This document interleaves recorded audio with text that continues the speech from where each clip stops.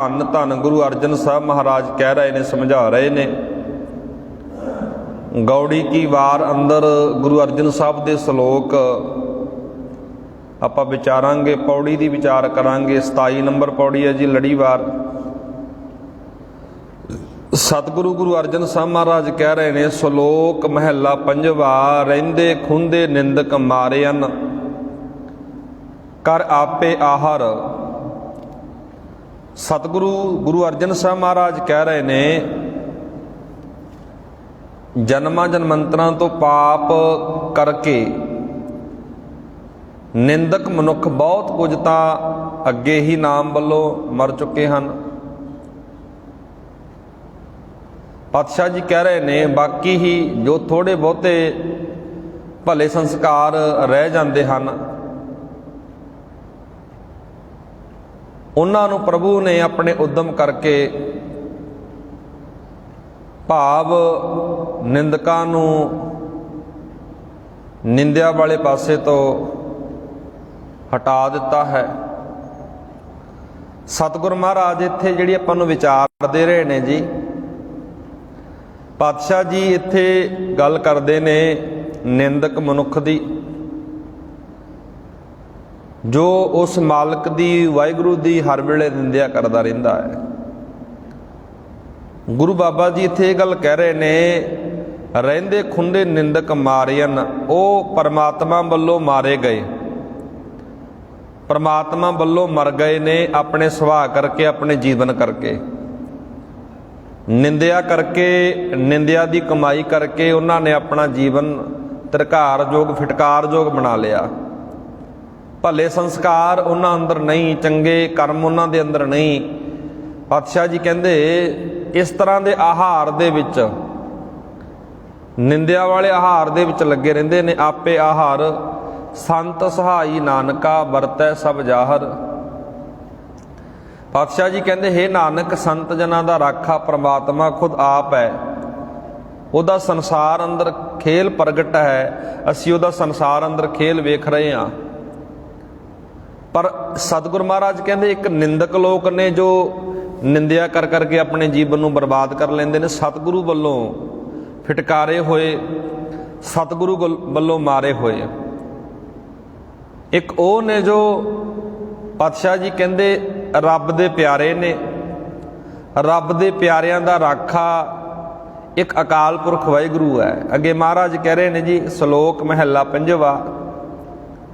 ਮੁੰਡੋ ਭੁੱਲੇ ਮੁੰਡ ਤੇ, ਕਿੱਥੈ ਪਾਇਨ ਹੱਥ।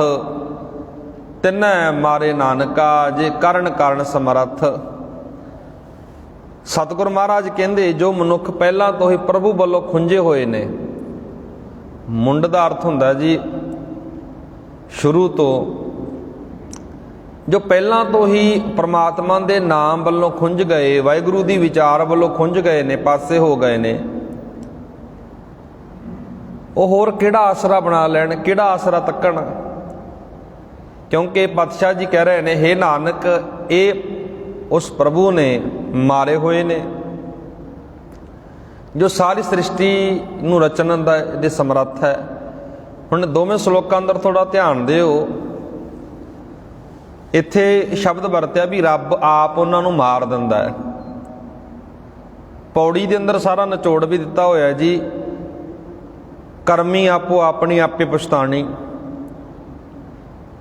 ਹੁਣ ਸਾਰੀ ਗੱਲ ਇੱਥੇ ਦੋਵਾਂ ਸ਼ਲੋਕਾਂ ਦੇ ਅੰਦਰ ਬੰਦੇ ਦੇ ਸੁਭਾਅ ਦੀ ਚੱਲ ਰਹੀ ਹੈ। ਅਕਸਰ ਆਪਾਂ ਪੜ੍ਹਦੇ ਵਿਚਾਰਦੇ ਹਾਂ ਸ਼ਲੋਕ ਦੇ ਅੰਦਰ, ਕਰਮੀ ਆਪੋ ਆਪਣੀ, ਕੇ ਨੇੜੇ ਕੇ ਦੂਰ। ਜਿਨੀ ਨਾਮ ਧਿਆਇਆ, ਗਏ ਮਸ਼ਕਤ ਕਾਲ।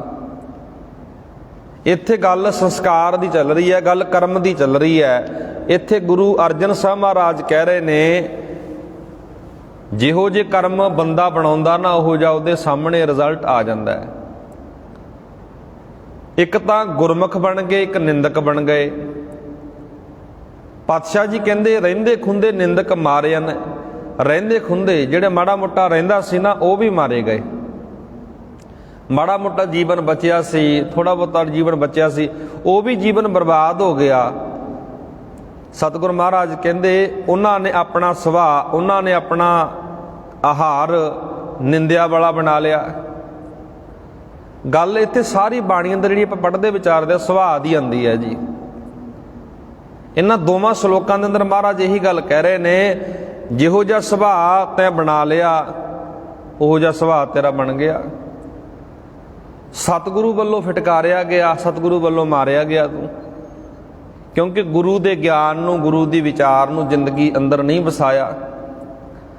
ਅੱਗੇ ਮਹਾਰਾਜ ਕਹਿ ਰਹੇ ਨੇ, ਮੁੰਡੋ ਭੁੱਲੇ ਮੁੰਡ ਤੇ ਕਿੱਥੇ ਪਾਇਨ ਹੱਥ, ਜੋ ਮੁੱਢ ਤੋਂ ਖੁੰਝ ਗਏ ਨੇ, ਜੋ ਮੂਲ ਤੋਂ ਟੁੱਟ ਗਏ ਨੇ। ਸਾਡਾ ਮੂਲ ਕੀ ਹੈ ਜੀ? ਸਾਡਾ ਮੂਲ ਹੈ ਗੁਰੂ ਗ੍ਰੰਥ ਸਾਹਿਬ ਮਹਾਰਾਜ। ਜੇ ਅਸੀਂ ਇਸ ਮੂਲ ਤੋਂ, ਇਸ ਮੁੱਢ ਤੋਂ ਟੁੱਟ ਗਏ ਨਾ, ਸਾਡਾ ਜੀਵਨ ਬੇਕਾਰ ਬਣ ਜਾਣਾ ਹੈ, ਤਿਰਕਾਰਯੋਗ ਬਣ ਜਾਣਾ ਹੈ।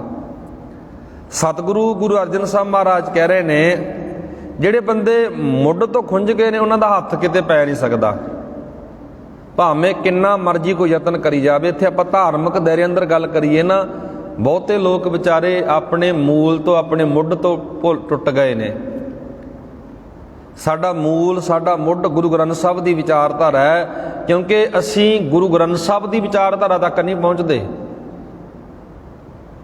ਗੁਰੂ ਦੇ ਕੋਲ ਆਉਣੇ ਜ਼ਰੂਰ ਆ, ਪਰ ਗੁਰੂ ਦੇ ਬਚਨਾਂ ਨੂੰ ਸੁਣ ਕੇ ਜ਼ਿੰਦਗੀ ਦਾ ਆਧਾਰ ਨਹੀਂ ਬਣਾ ਰਹੇ। ਇਸ ਕਰਕੇ ਮੂਲ ਦੀ ਪਛਾਣ ਨਹੀਂ ਹੋ ਰਹੀ ਵੀ ਸਾਡਾ ਮੂਲ ਕੀ ਹੈ। ਤਾਂ ਕਰਕੇ ਤਾਂ ਗੁਰਮਤਿ ਦੇ ਨਾਲ ਨਾਲ ਕਿੰਨੇ ਮਨਮੱਤਾਂ ਹਾਵੀ ਹੋ ਗਈਆਂ ਨੇ, ਕਰਮਕਾਂਡ ਹਾਵੀ ਹੋ ਗਏ ਨੇ।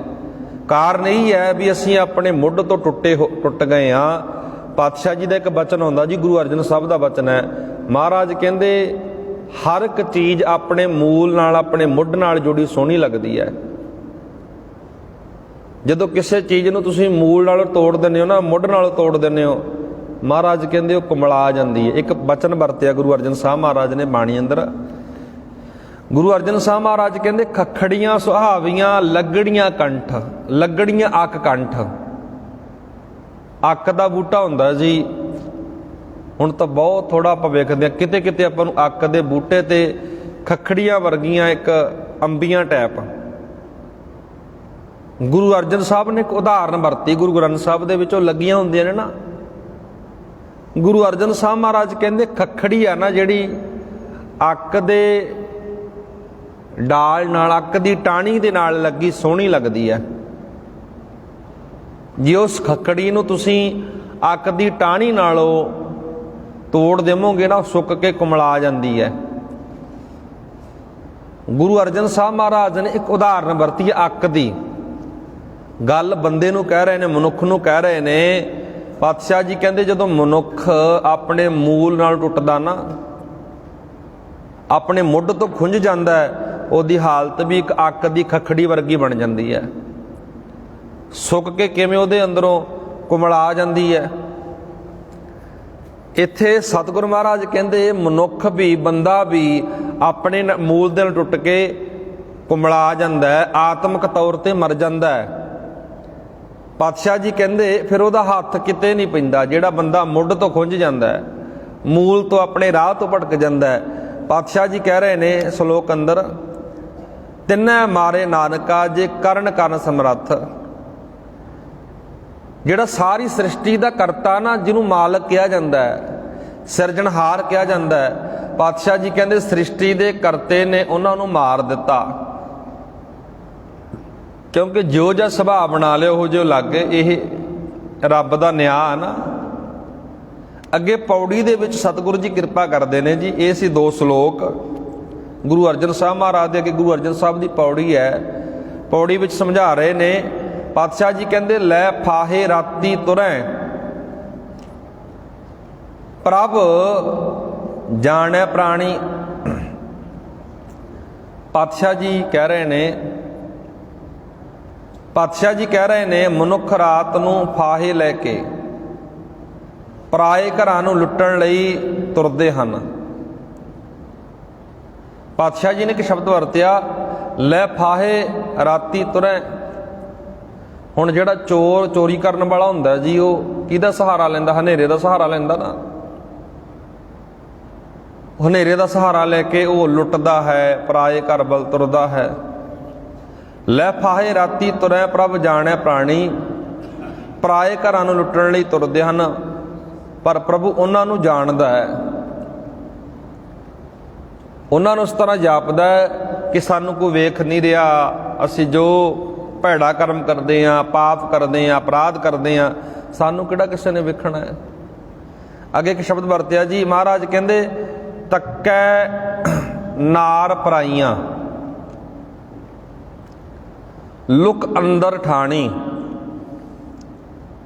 ਅੰਦਰਲੇ ਥਾਈਂ ਲੁਕ ਕੇ ਪਰਾਈ ਔਰਤ ਨੂੰ ਤੱਕਦੇ ਨੇ। ਪਾਤਸ਼ਾਹ ਜੀ ਕਹਿ ਰਹੇ ਨੇ ਉਹਨਾਂ ਦਾ ਹਰ ਵੇਲੇ ਮਕਸਦ ਇਹ ਰਹਿੰਦਾ ਵੀ ਕਿਹੜੇ ਵੇਲੇ ਸੰਨ ਲਾ ਲਈਏ, ਕਿਹੜੇ ਵੇਲੇ ਭੈੜਾ ਕਰਮ ਕਰ ਦਈਏ। ਇਹ ਮਹਾਰਾਜ ਉਸ ਮਨੁੱਖ ਦੀ ਹਾਲਤ ਨੂੰ ਬਿਆਨ ਕਰ ਰਹੇ ਨੇ ਜੋ ਮਨੁੱਖ ਮੁੱਢ ਨਾਲੋਂ ਸੱਚ ਨਾਲ ਟੁੱਟ ਜਾਂਦਾ ਹੈ, ਵਿਚਾਰ ਨਾਲੋਂ ਟੁੱਟ ਜਾਂਦਾ ਹੈ। ਪਾਤਸ਼ਾਹ ਜੀ ਕਹਿ ਰਹੇ ਨੇ ਸੰਨੀ ਦੇਖ ਬਿਖੰਮ ਥਾਏ ਮਿੱਠਾ ਮਦ ਮਾਣੀ। ਪਾਤਸ਼ਾਹ ਜੀ ਕਹਿ ਰਹੇ ਨੇ ਇਸ ਪਾਵਨ ਪਵਿੱਤਰ ਵਿਚਾਰ ਦੇ ਅੰਦਰ ਔਖੇ ਥਾਈਂ ਸੰਨ ਲਾਉਂਦੇ ਨੇ, ਸ਼ਰਾਬ ਨੂੰ ਮਿੱਠਾ ਕਰਕੇ ਉਹ ਪੀਂਦੇ ਨੇ, ਉਹ ਮਾਣਦੇ ਨੇ। ਮਦ ਦਾ ਅਰਥ ਹੁੰਦਾ ਜੀ ਨਸ਼ਾ। ਉਹ ਪਾਤਸ਼ਾਹ ਜੀ ਕਹਿੰਦੇ ਨਸ਼ੀਲਾ ਪਦਾਰਥ ਵਰਤ ਕੇ, ਨਸ਼ਾ ਵਰਤ ਕੇ, ਸ਼ਰਾਬ ਵਰਤ ਕੇ ਇਹਨੂੰ ਮਿੱਠਾ ਕਹਿ ਕੇ ਪੀਂਦੇ ਨੇ ਉਹ ਲੋਕ। ਆਖਰਕਾਰ ਅੰਤ ਵੇਲੇ ਉਹਨਾਂ ਨੂੰ ਪਛਤਾਉਣਾ ਪੈਂਦਾ ਹੈ। ਮਹਾਰਾਜ ਕਹਿੰਦੇ ਕਰਮੀ ਆਪੋ ਆਪਣੀ ਆਪੇ ਪਛਤਾਣੀ। ਇਹ ਉਹਦੀ ਕਰਮੀ ਹੈ, ਉਹਦਾ ਸੁਭਾਅ ਹੈ, ਉਹਦਾ ਜੀਵਨ, ਉਹਦਾ ਕਿਰਦਾਰ ਹੈ। ਪਾਤਸ਼ਾਹ ਜੀ ਕਹਿੰਦੇ ਆਪੋ ਆਪਣੀ ਕਰਮੀ ਬਣਾ ਲਏ ਨੇ। ਇੱਕ ਬਚਨ ਆਪਾਂ ਰੋਜ਼ਾਨਾ ਪੜ੍ਹਦੇ ਹਾਂ, ਪਹਿਲਾਂ ਪੜ੍ਹਿਆ ਸੀ ਮੈਂ, ਕਰਮੀ ਆਪੋ ਆਪਣੀ ਕੇ ਨੇੜੇ ਕੇ ਦੂਰ। ਇਹਦੀ ਵਿਆਖਿਆ ਬੜੀ ਸੋਹਣੀ ਹੈ ਜਿਸ ਸ਼ਲੋਕ ਦੀ। ਕਰਮੀ ਦਾ ਅਰਥ ਆਪਣਾ ਕੀਤਾ ਕੰਮ, ਸੁਭਾਅ ਕਹਿ ਲਓ। ਕੰਮਾਂ ਕਰਕੇ ਹੀ ਬੰਦਾ ਨੇੜੇ ਹੁੰਦਾ, ਕੰਮਾਂ ਕਰਕੇ ਹੀ ਬੰਦਾ ਦੂਰ ਹੁੰਦਾ। ਸਮਾਜ ਵਿੱਚ ਝਾਤ ਮਾਰ ਕੇ ਵੇਖੋ ਜੀ, ਕਈ ਐਸੇ ਲੋਕ ਨੇ ਜੋ ਬਹੁਤ ਮਿਹਨਤ ਮੁਸ਼ੱਕਤ ਕਰਦੇ ਨੇ।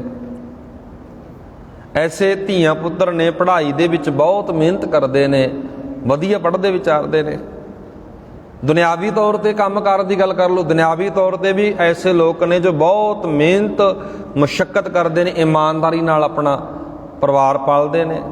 ਇੱਕ ਉਹ ਲੋਕ ਨੇ ਜਿਹੜੇ ਕਦੇ ਡੱਕਾ ਦੂਰਾ ਨਹੀਂ ਕਰਦੇ, ਤੋੜਦੇ ਨਹੀਂ ਡੱਕਾ, ਕੋਈ ਕੰਮ ਦੇ ਹੱਥੇ ਨਹੀਂ ਪਾਉਂਦੇ। ਕਿਉਂਕਿ ਕੰਮ ਜਿਹੜਾ ਕਰੇਗਾ ਨਾ, ਕੰਮ ਹੀ ਤੇਰਾ ਅਸਲ, ਜੋ ਜਿਹਾ ਕੰਮ ਤਾਂ ਕਰ ਲਿਆ ਉਹ ਜਿਹਾ ਤੇਰੇ ਅੱਗੇ ਆ ਗਿਆ।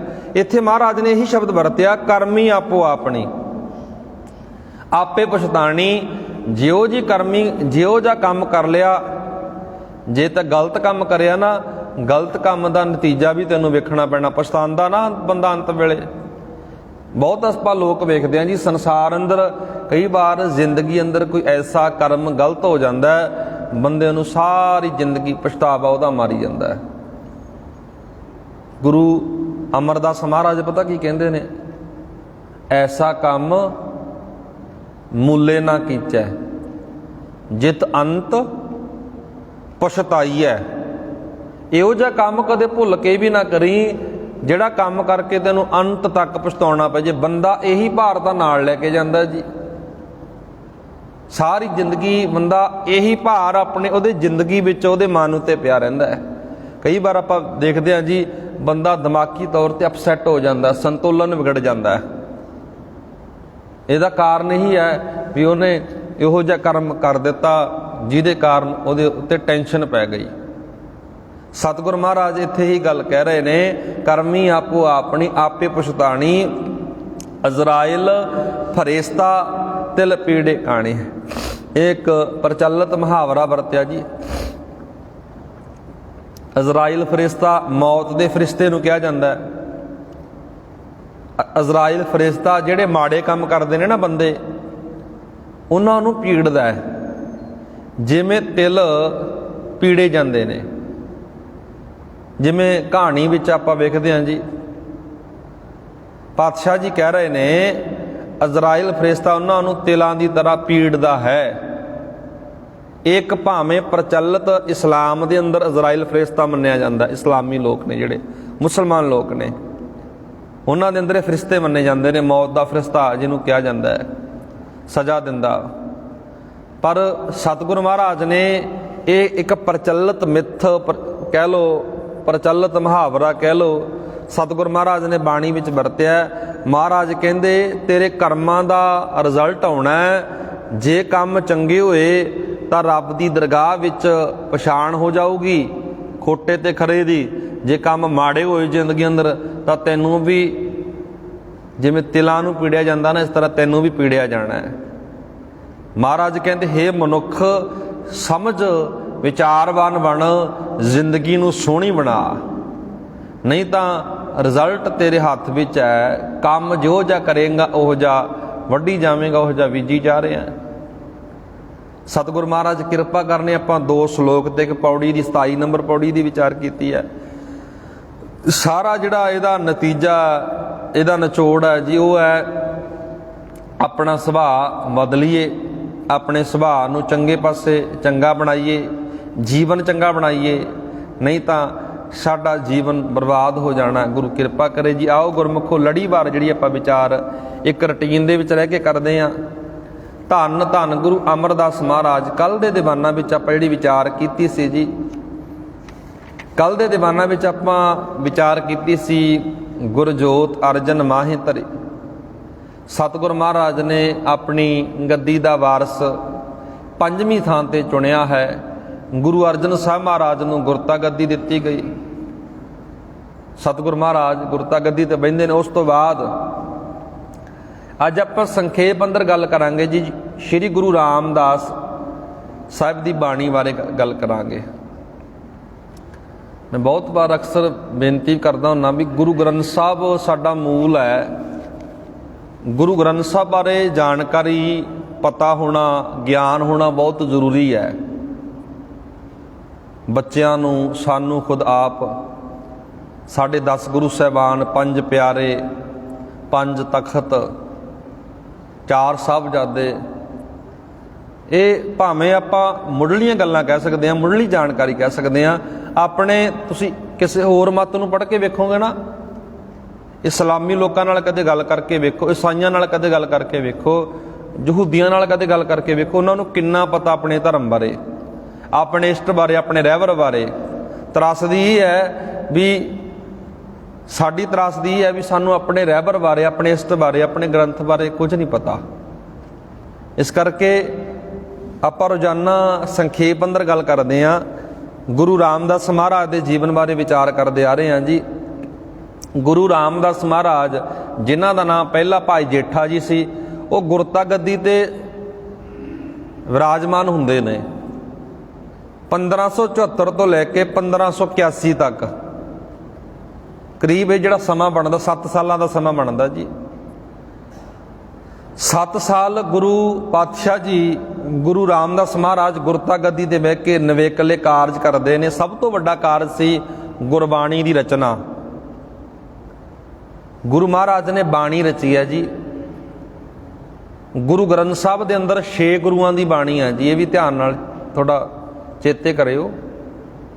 ਗੁਰੂ ਗ੍ਰੰਥ ਸਾਹਿਬ ਦੇ ਵਿੱਚ ਪਹਿਲੇ 5 ਤੇ ਇੱਕ 9ਵੇਂ ਗੁਰੂ, ਤਿੰਨਾਂ ਦੀ ਬਾਣੀ ਗੁਰੂ ਗ੍ਰੰਥ ਸਾਹਿਬ ਦੇ ਵਿੱਚ ਦਰਜ ਆ। ਆਪਾਂ ਅੱਜ ਚੌਥੇ ਗੁਰੂ ਬਾਰੇ ਗੱਲ ਕਰਦੇ ਹਾਂ। 7 ਸਾਲ ਗੁਰਤਾ ਗੱਦੀ ਤੇ ਰਹਿ ਕੇ, ਗੁਰਤਾ ਗੱਦੀ ਤੇ ਬਹਿ ਕੇ ਮਹਾਰਾਜ ਦਾ ਨਵੇਕਲਾ ਜਿਹੜਾ ਕਾਰਜ ਸੀ, ਵੱਡਾ ਕਾਰਜ ਸੀ ਬਾਣੀ ਨੂੰ ਰਚਣਾ। ਪਾਤਸ਼ਾਹ ਜੀ ਦੀ ਜਿਹੜੀ ਬਾਣੀ ਸੀ, ਵਿਸ਼ਾ ਵਸਤੂ ਅਤੇ ਆਕਾਰ ਦੇ ਪੱਖੋਂ ਅਥਾਹ ਬਾਣੀ ਉਹਨਾਂ ਨੇ ਰਚੀ।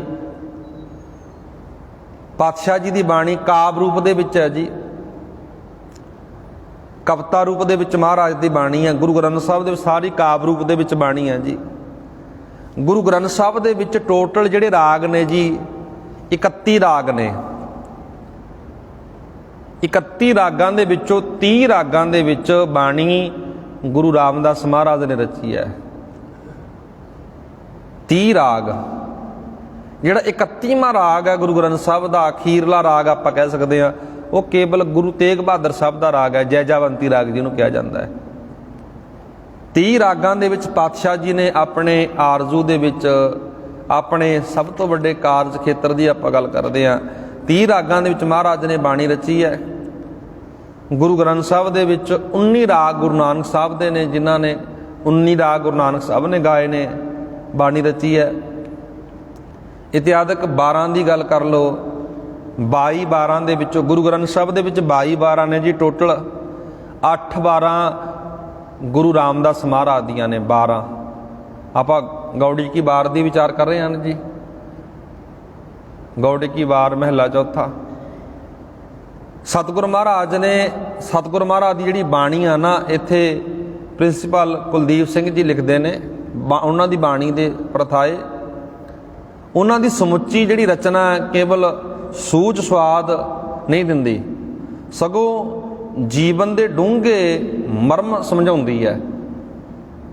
ਜਿੱਥੇ ਸਾਨੂੰ ਬਾਣੀ ਪੜ੍ਹਨ ਵਿੱਚ ਆਨੰਦ ਆਉਂਦਾ, ਟਿਕਾਅ ਹੁੰਦਾ, ਜਿਹੜੇ ਵੀਰ ਬਾਣੀ ਪੜ੍ਹਦੇ ਨੇ, ਸੁਣਦੇ ਨੇ, ਉਹਨਾਂ ਨੂੰ ਪੁੱਛ ਕੇ ਵੇਖੋ ਵੀ ਆਨੰਦ ਕਿੰਨਾ ਮਿਲਦਾ ਹੈ। ਪਾਤਸ਼ਾਹ ਜੀ ਕਹਿੰਦੇ ਜੀਵਨ ਦੇ ਡੂੰਘੇ ਮਰਮ, ਡੂੰਘੇ ਭੇਦ ਸਤਿਗੁਰ ਦੀ ਬਾਣੀ ਸਾਨੂੰ ਸਮਝਾਉਂਦੀ ਹੈ। ਉਹਨਾਂ ਦੀ ਰਚਨਾ ਆ ਮੁਹਾਰੇ ਵਗਦੇ ਸ਼ੀਤਲ ਚਸ਼ਮੇ ਦੀ ਤਰ੍ਹਾਂ ਹੈ।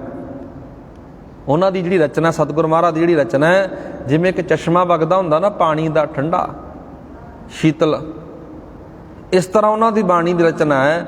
ਉਹਨਾਂ ਦੀ ਬਾਣੀ ਗੁਰੂ ਗ੍ਰੰਥ ਸਾਹਿਬ ਜੀ ਦਾ ਇੱਕ ਮਹਾਨ ਤੇ ਕਾਫੀ ਵੱਡਾ ਹਿੱਸਾ ਹੈ।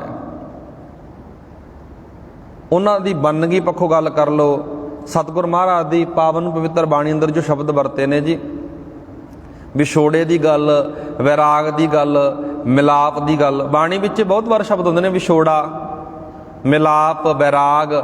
ਵਿਛੋੜਾ ਕਿਵੇਂ ਪੈ ਗਿਆ, ਵੈਰਾਗ ਕਿਵੇਂ ਪੈਦਾ ਹੁੰਦਾ, ਮਿਲਾਪ ਕਿਵੇਂ ਹੋਵੇਗਾ, ਇਹ ਸਾਰੇ ਸ਼ਬਦ ਨੇ ਨਾ ਜਿਹੜੇ ਪ੍ਰਮਾਤਮਾ ਦੇ ਪ੍ਰਥਾਏ ਵਰਤੇ ਹੋਏ ਨੇ। ਸਾਡਾ ਵਿਛੋੜਾ ਜੀਵ ਦਾ ਕਿਹਦੇ ਨਾਲੋਂ ਪੈਂਦਾ ਹੈ? ਇੱਕ ਤਾਂ ਬੰਦਾ ਦੁਨਿਆਵੀ ਤੌਰ ਤੇ ਵਿਛੜ ਜਾਂਦਾ ਕਈ ਵਾਰ ਆਪਣਿਆਂ ਤੋਂ, ਪਰਿਵਾਰ ਤੋਂ। ਇੱਕ ਸਾਡਾ ਵਿਛੋੜਾ ਪਿਆ, ਸਾਡੀ ਆਤਮਾ ਦਾ ਵਿਛੋੜਾ ਪਰਮਾਤਮਾ ਨਾਲੋਂ ਪੈ ਗਿਆ।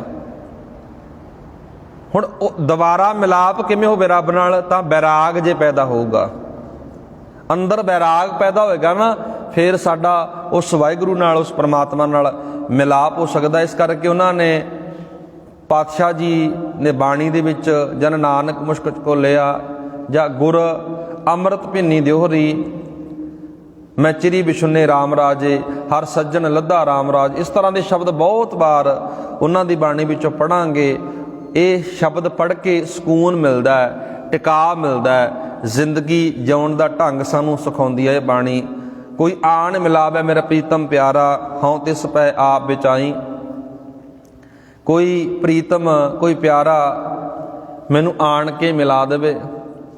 ਇਸ ਤਰ੍ਹਾਂ ਦੇ ਸ਼ਬਦ ਰੱਬ ਦੇ ਪ੍ਰਥਾਏ। ਅੰਤਰ ਪਿਆਸ ਉੱਠੀ ਪ੍ਰਭ ਕੇਰੀ, ਸੁਣ ਗੁਰ ਬਚਨ ਮਨ ਤੀਰ ਲਗਈਆ। ਅੰਦਰ ਪਿਆਸ ਪੈਦਾ ਹੋ ਗਈ, ਕਿਸੇ ਕੰਮ ਪ੍ਰਤੀ ਤਾਂਘ ਪੈਦਾ ਹੋ ਜਾਣੀ, ਖਿੱਚ ਪੈਦਾ ਹੋ ਜਾਣੀ। ਇਹ ਸਾਰੀ ਸੂਝ, ਸਾਰੀ ਲਿਆਕਤ ਗੁਰੂ ਰਾਮਦਾਸ ਮਹਾਰਾਜ ਦੀ ਬਾਣੀ ਵਿੱਚੋਂ ਸਾਨੂੰ ਮਿਲਦੀ ਹੈ। ਬਾਣੀ ਦਾ ਅੱਗੇ ਵੇਰਵਾ ਦਿੱਤਾ ਜੀ, ਕਿਸ ਤਰ੍ਹਾਂ ਉਹਨਾਂ ਨੇ ਬਾਣੀ ਉਚਾਰਨ ਕੀਤੀ, ਕਿੰਨੀ ਕੁ ਬਾਣੀ ਹੈ। ਤੁਸੀਂ ਪ੍ਰੋਫੈਸਰ ਸਾਹਿਬ ਸਿੰਘ ਦੇ ਜੀਵਨ ਵਿੱਚੋਂ ਜੋ ਉਹਨਾਂ ਨੇ ਲਿਖਿਆ ਪੜ੍ਹ ਸਕਦੇ ਹੋ, ਵਿਚਾਰ ਸਕਦੇ ਹੋ। ਜੋ ਬਾਣੀ ਦਾ ਵੇਰਵਾ ਗੁਰੂ ਗ੍ਰੰਥ ਸਾਹਿਬ ਵਿੱਚ ਵੀ ਦਿੱਤਾ ਹੋਇਆ ਹੈ। ਅਤੇ ਪ੍ਰੋਫੈਸਰ ਸਾਹਿਬ ਸਿੰਘ ਨੇ ਜੋ 10 ਦਰਪਣ ਲਿਖੇ ਨੇ ਜੀ, ਗੁਰਬਾਣੀ ਦੀ ਵਿਆਖਿਆ ਸਾਰੀ ਕੀਤੀ ਹੈ ਪ੍ਰੋਫੈਸਰ ਸਾਹਿਬ ਸਿੰਘ ਜੀ ਨੇ, ਉੱਥੇ ਵੀ ਸਾਰਾ ਵੇਰਵਾ ਦਿੱਤਾ ਹੋਇਆ। ਗੁਰੂ ਕਿਰਪਾ ਕਰੇ ਕੱਲ੍ਹ ਦੇ ਦੀਵਾਨਾਂ ਵਿੱਚ ਆਪਾਂ ਸ੍ਰੀ ਗੁਰੂ ਰਾਮਦਾਸ ਮਹਾਰਾਜ ਦੀ ਬਾਣੀ ਵਿੱਚ ਆਏ ਪ੍ਰਮੁੱਖ ਗੁਰਮਤਿ ਸਿਧਾਂਤਾਂ 'ਤੇ ਵਿਚਾਰ ਕਰਾਂਗੇ।